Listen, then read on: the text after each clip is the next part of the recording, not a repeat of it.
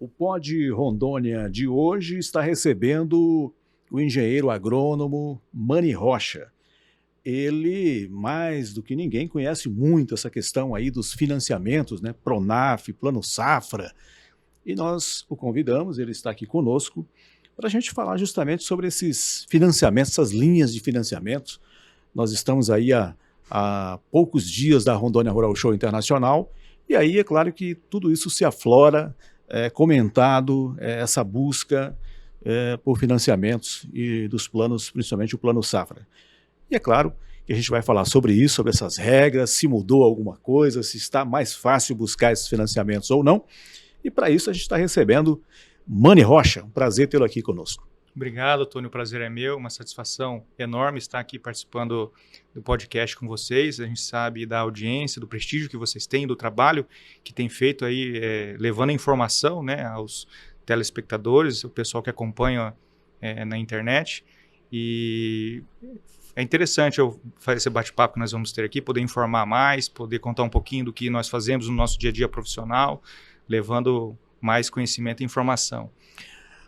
Mani, para a gente conversar, antes de mais nada, você é engenheiro agrônomo, né? Engenheiro agrônomo. Graduado na Universidade Federal de Rondônia. Até se falar o ano que formou, o pessoal já começa a fazer a conta da idade, né? Formei em finalzinho de 2009, dezembro, na Unir, aqui no campus de Rolim de Moura, né? E tenho atuado aí nesse segmento praticamente desde a minha formação, com registro no CREA, né? Mani, sobre financiamento Plano Safra, recentemente houve uma série de comentários aí, o Plano Safra mudou, não vai ter mais esses financiamentos, né? Não vai ter mais essas linhas de financiamento, mas na verdade não foi bem isso que aconteceu, né? O que realmente aconteceu? É muita fake news, né? Esse é o dito popular. O Plano Safra, ele inicia, o Plano Safra que nós estamos agora vivendo é o Plano Safra 2024-2025. Ele iniciou-se em 1º de julho de 2024 e finda agora dia 30 de junho de 2025. Ele sempre começa no ano como se fosse o ano anterior. Né? Exatamente, isso é o Plano Safra.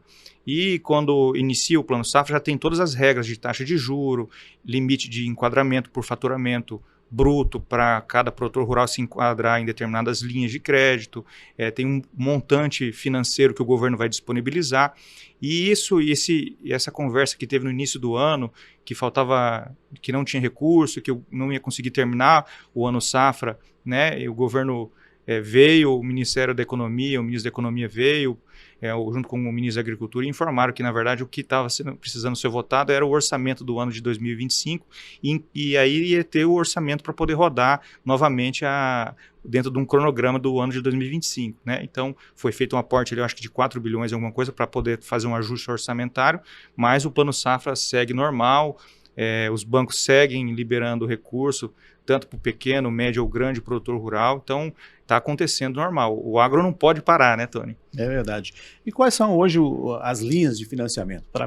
É só para pequeno, só para médio, só para grande ou é para todos? Não, quando nós falamos de Plano Safra, nós falamos de uma maneira global. Dentro do Plano Safra aí tem umas categorias, que o Pronaf é para o pequeno agricultor familiar, né, como o próprio nome já diz.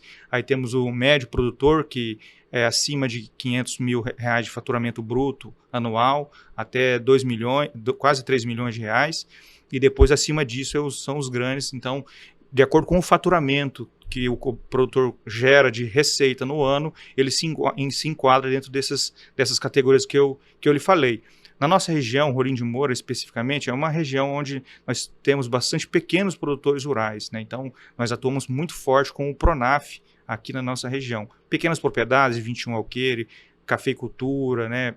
Produtores de leite, pequenos criadores de gado, onde produzem bezerro, né? Criam a matriz e produzem o bezerro, né? Trabalham com cria. Então, esse é o público que nós atendemos aqui mais na nossa região. O que o pequeno produtor, falando inicialmente dos pequenos, né? Pequenos proprietários, pequenos produtores, o que eles buscam? Que tipo de financiamento eles buscam? Hoje o pequeno produtor, a atividade rural ela está muito tecnificada, Tony. Não tem mais como a gente falar de seja do pequeno, médio ou grande, se não tiver com equipamento, com implemento, com análise de solo, com qualidade genética, seja da atividade pecuária, seja da agricultura, né?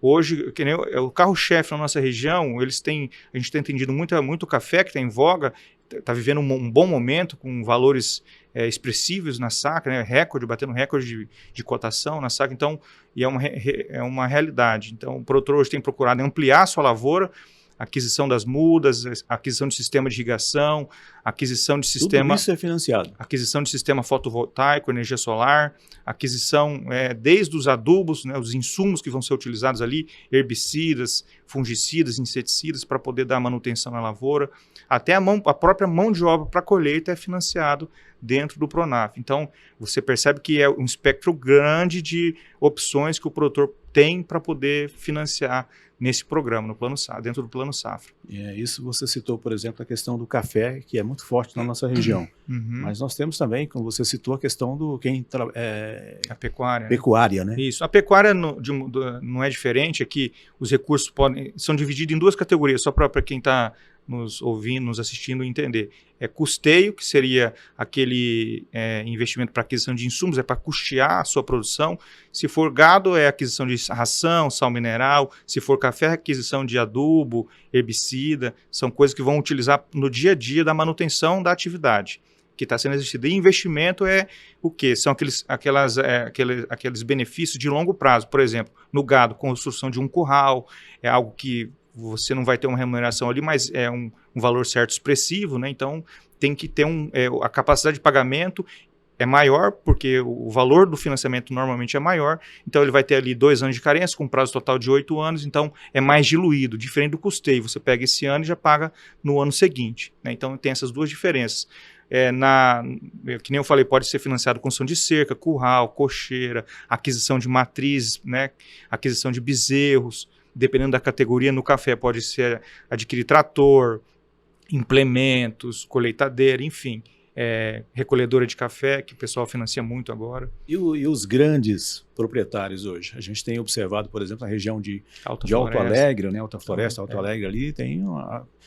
Brasilândia, quando a gente fala de café, grandes produtores, nós estamos falando ali de Brasilândia, Alto Alegre, próprio Alta Floresta tem grandes produtores de café, já com áreas acima de 20 alqueires. Tem soja agora na região de Alto Alegre também. Soja é uma realidade também. Desses grandes produtores também estão assistidos, né? Trabalham com volumes maiores. A parte técnica dependem menos da iniciativa pública no sentido de parte técnica, com trabalho de Emater, enfim, do governo do estado, propriamente dito, do secretário de Agricultura, mas também tomam crédito normal, tomam bastante crédito, só que é a escala diferente. Em vez de comprar um trator, ele tem que comprar 5, 6, 7 tratores. Às vezes, coletadores são valores acima de milhões, né? E os prazos, de acordo com o valor, ele vai... Os prazos são... dilatando? Não, os prazos, por exemplo, a aquisição de máquinas e implementos, 10 anos com 2 anos de carência. Não importa se ele regra geral para grande ou pequeno. Porque dentro desse prazo, de acordo com a capacidade de geração de receita, ele vai conseguir atender, né, honrar o compromisso dele com a prestação do banco. Na questão desses prazos aí, como é que está, você que acompanha mais diretamente, os pequenos, médios ou grandes, como é que está essa questão por exemplo, o cidadão fez lá o financiamento. Sim. 8 anos, né? 8, 10 anos, né? Depende Depende, né? Depende. Aí ele tem o prazo de carência, ele só pode fazer um novo financiamento quando ele encerrar, ou dependendo da situação, ele pode ter outros financiamentos. Vou te dar um exemplo. Ele tem uma lavoura de café, ele quer comprar um trator, certo? Ele quer comprar um trator, vai ter o prazo ali de 10 anos com a carência que nós falamos. Se a lavoura dele cresceu, se surgiu um fato novo que demanda, e a gente tecnicamente, dentro da viabilidade econômica, sentir que realmente ele precisa de mais um implemento, um equipamento, e mesmo que ele já tenha contraído aquele endividamento, ele pode estar fazendo um outro financiamento, né, para adquirir mais uma máquina ou mais um trator, se assim for necessário dentro da atividade e comportar dentro da capacidade de pagamento. Então, depende muito da análise técnica ali de cada atividade, cada produtor, para a gente saber se vai enquadrar. E aí que entra o meu papel, né, como técnico, fazer esse dimensionamento da atividade dele e da capacidade de pagamento. Daí tem fluxo de caixa, tem umas coisas mais técnicas ali, para a gente saber se comporta ou não uma parcela a mais dentro do orçamento dele. Nesses últimos anos, tem havido alguma mudança, algumas regras? Foram alteradas algumas regras? Há mais facilidade ou não para o produtor? Hoje, vamos dizer assim, as burocracias não diminuem, só aumentam, né? Nós sabemos que a questão ambiental está muito em voga, então o governo está sendo bem criterioso com relação às exigências ambientais, com relação ao cadastro ambiental rural, a questão de áreas embargadas, a questão de áreas com PRODES.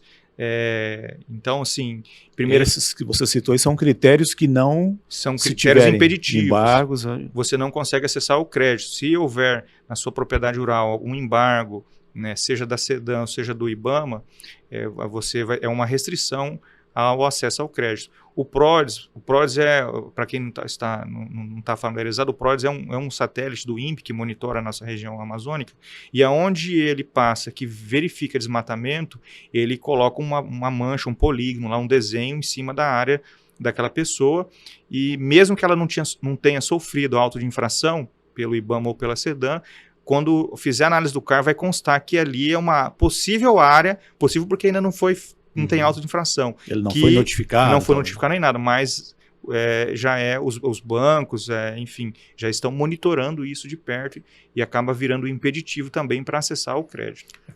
Já aconteceu com você, do cidadão vai buscar esse financiamento e aí ele chega lá, você tem um PRODES lá, e aí? Na nossa região aqui é uma realidade. Na verdade, eu tenho até discutido isso com os produtores rurais da região, acabou virando, Tony, isso aí virou uma questão de política pública, porque se fosse um caso isolado, um ou outro, beleza, é uma situação particular, mas hoje, se nós pegarmos um mapa de PRODES no estado de Rondônia, e isso porque eu não vou extrapolar para o Mato Grosso, Acre, Pará... Só Rondônia.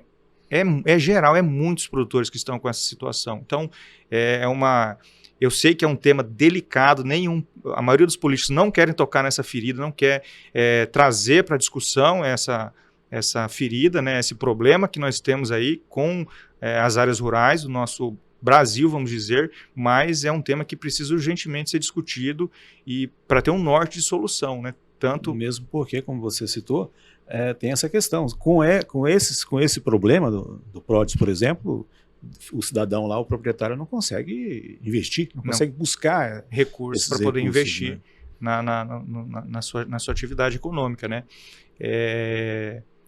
Esse é um problema sério, precisa ser enfrentado, e aí fica até aí, algum deputado, algum parlamentar estiver nos assistindo, depois quiser até entrar em contato, não é um nem outro não, são vários produtores com essa situação.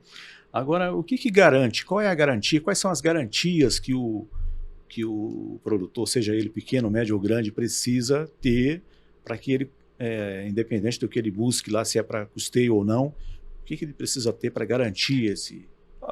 Tony, as garantias são sempre as normais de qualquer operação. Pode ser utilizado de avalista ou aval, né, como nós conhecemos. Mas o comum, o que as instituições mais gostam é a garantia real, que é uma hipoteca de um bem imóvel, seja ele urbano ou rural. Normalmente o rural, né? Às vezes o produtor rural, um médio produtor ou um grande produtor tem um ponto comercial na cidade que quer dar em garantia, pode.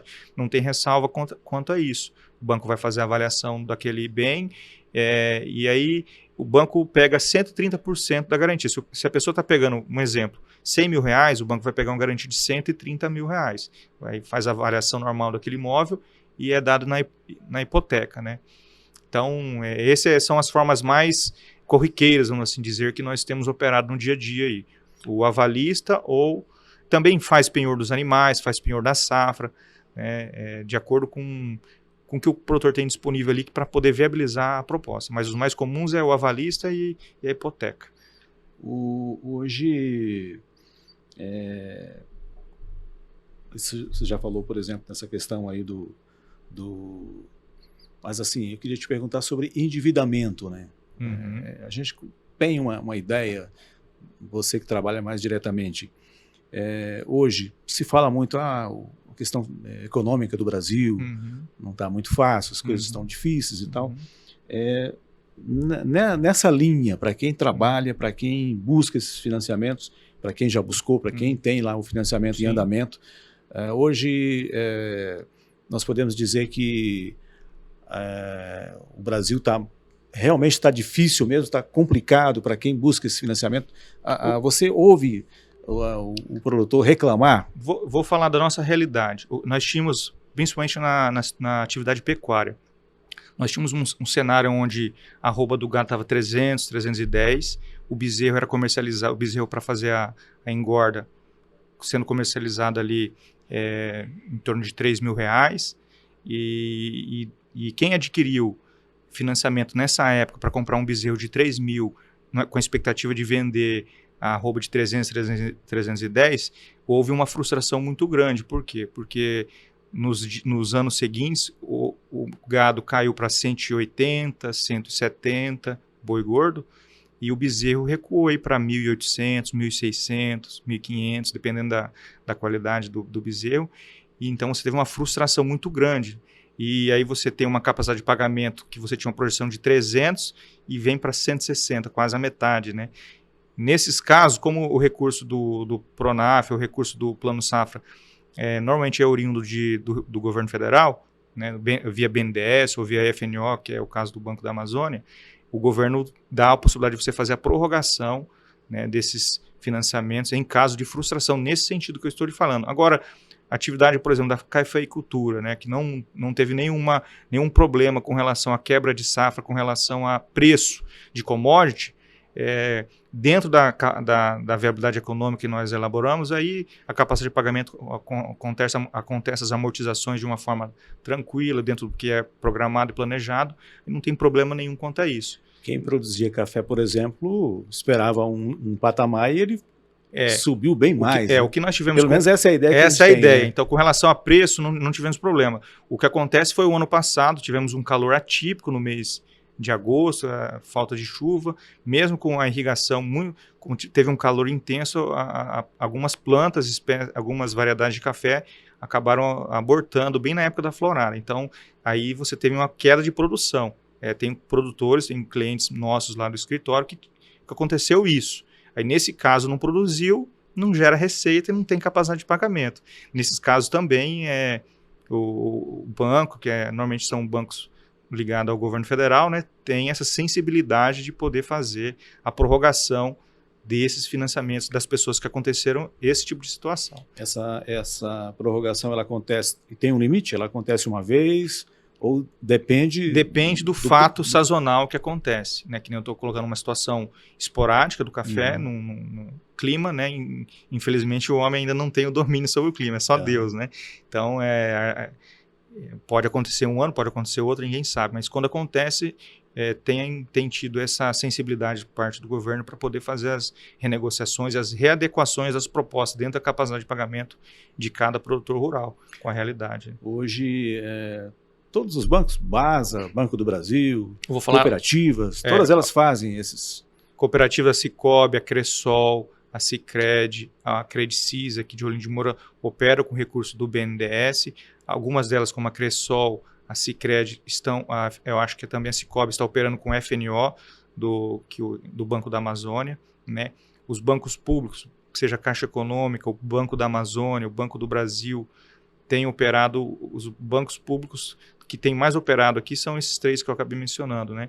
E o Pronaf, o Banco do Brasil e o Banco da Amazônia são os grandes campeões aí na liberação de recursos na nossa região.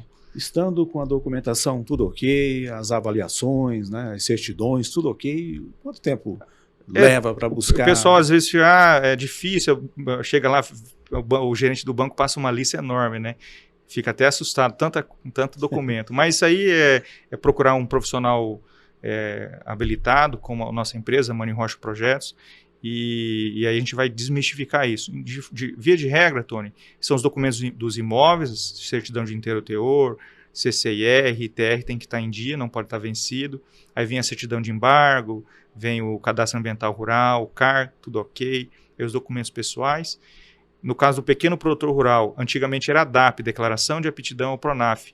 Ele tira esse documento através da Emater ou do Sindicato Rural, né? Então esse é o documento-chave que habilita o pequeno produtor a ingressar no Pronaf. Hoje o governo atualizou, não é mais DAP o nome, Declaração de Aptidão ao Pronaf, agora é CAF, Cadastro de Agricultor Familiar, né? E o critério para enquadrar nisso é faturamento até 500 mil bruto no ano. Então, todo produtor que exerce atividade rural, que tem um faturamento bruto até 500 mil reais no ano e 50% da sua receita vem da atividade rural, residindo na propriedade rural, ele está apto a ingressar como agricultor familiar e acessar o Pronaf. Então, assim, não, via de regra, parece complicado, a maioria dos produtores já tem. O marinheiro de primeira viagem que chega um pouco assustado, mas aí uma conversa boa aqui, outra ali, uma explicação tranquila, vai desmistificando, e aí quando passa 30, 60 dias, ele consegue acessar o crédito. E a vantagem, Tony, é que é um crédito subsidiado. Hoje a nossa Selic está em 14,25 ao ano, então Selic é a taxa básica de juros, né? 14,25 ao ano. Para você ter uma ideia, o Pronaf, os juros anuais do Pronaf é 6% ao ano, muito aquém do que seria os 14,25. Então, um juro muito barato.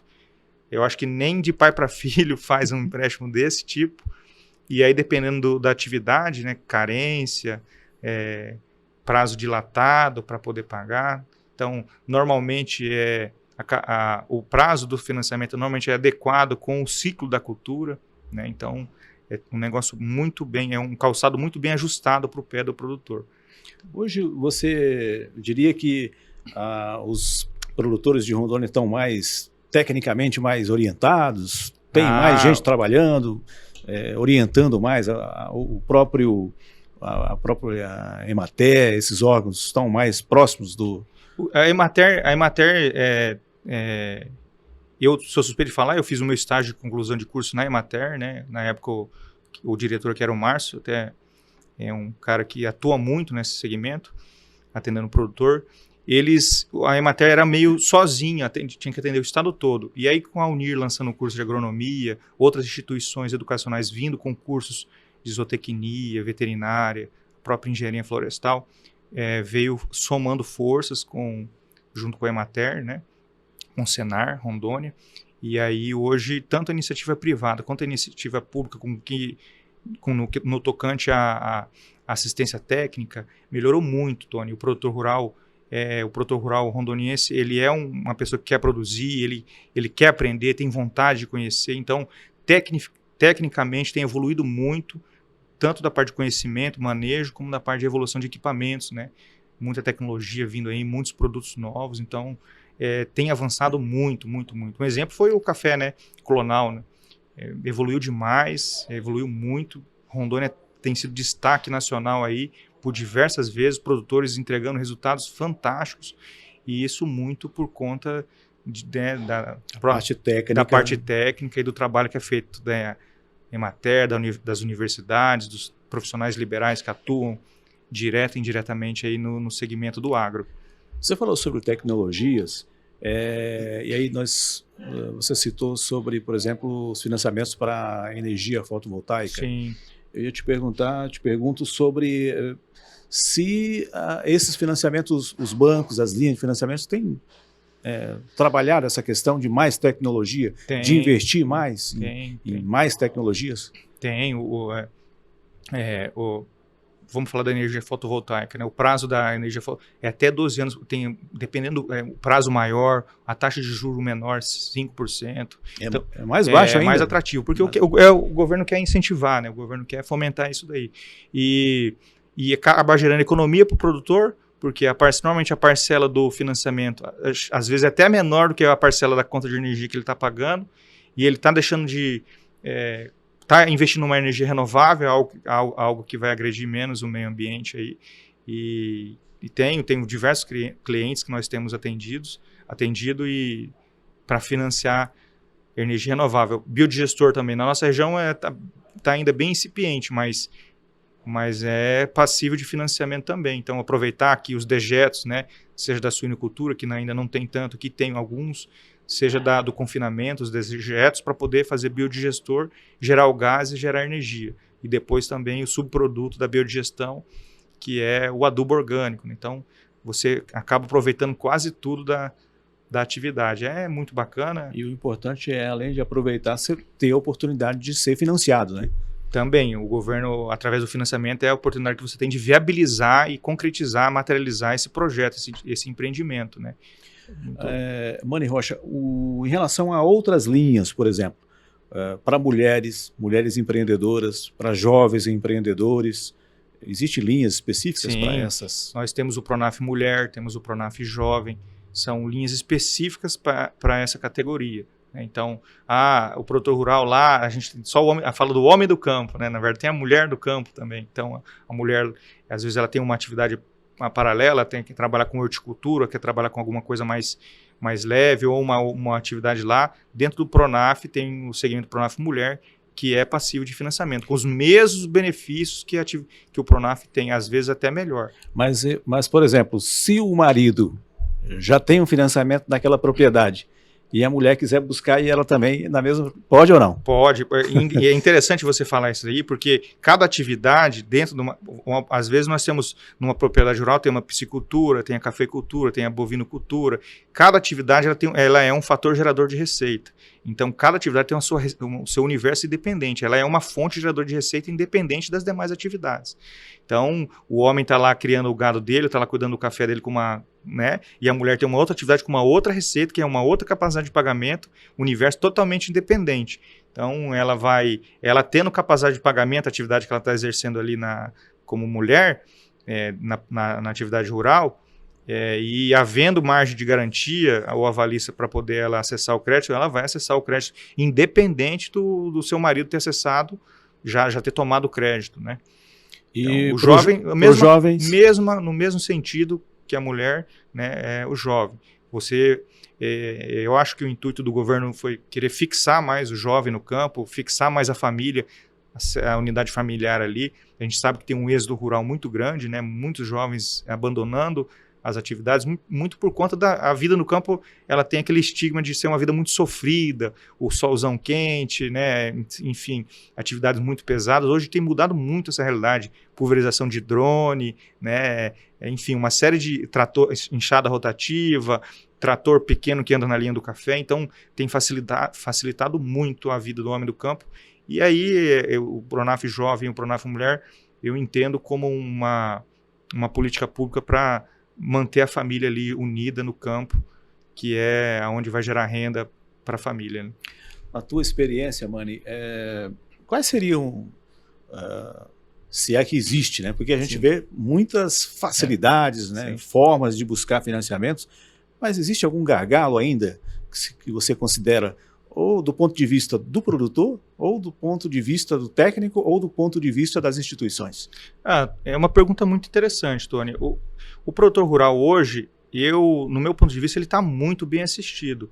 Mas eu acredito até mais do ponto de vista de financiamento, crédito, mais do que o morador da cidade, porque nós temos incentivos de juros de 6%, nós temos prazo diferenciado, nós temos linhas específicas para determinadas categorias, né, dentro da atividade. Se você perguntar, Mani, o produtor rural está bem atendido?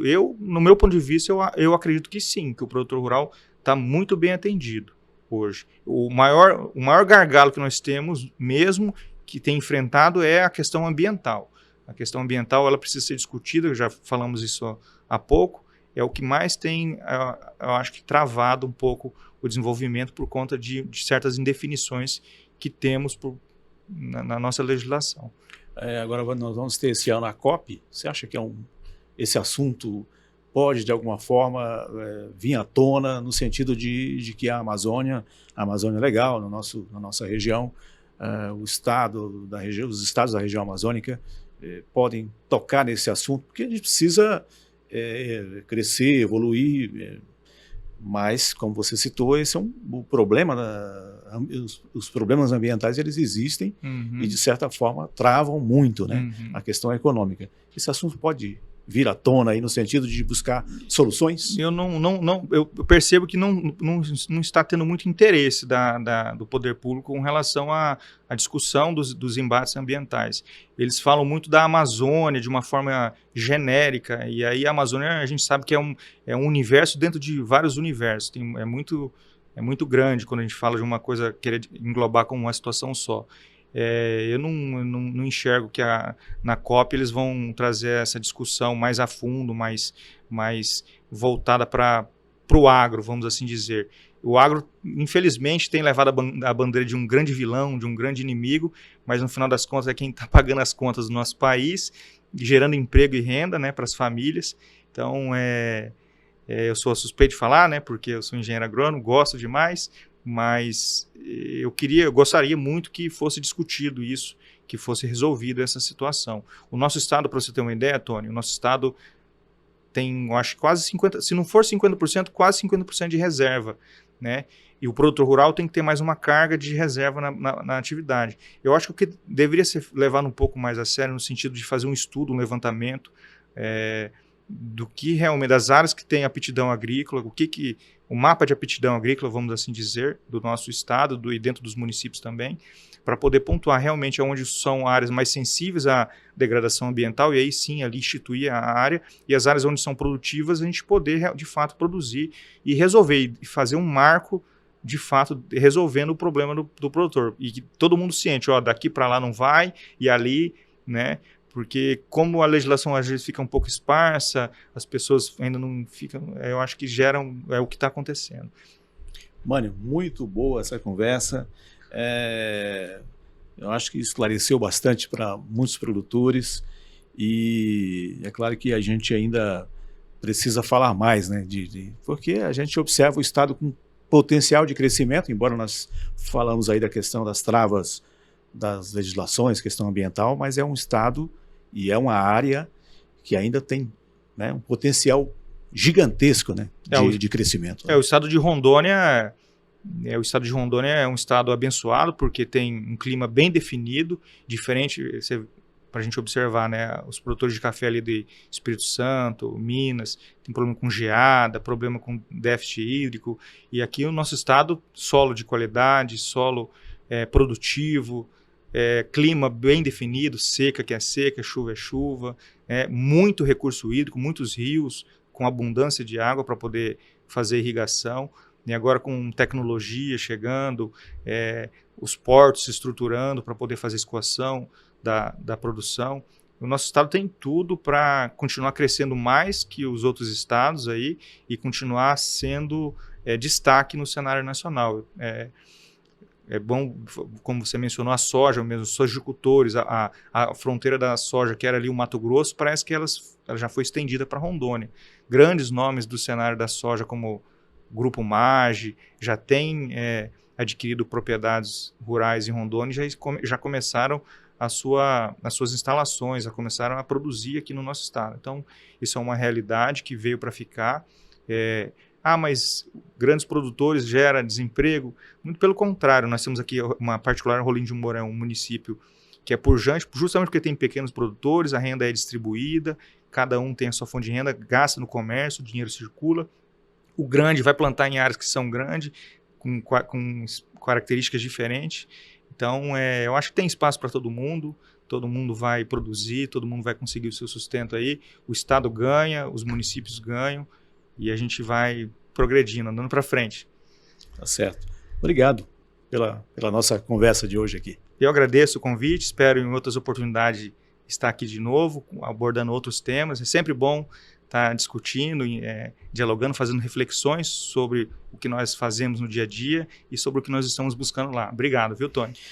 Nós conversamos, o Pod Rondônia conversou com o engenheiro agrônomo Mani Rocha. Hoje nós falamos sobre financiamento e linhas de crédito.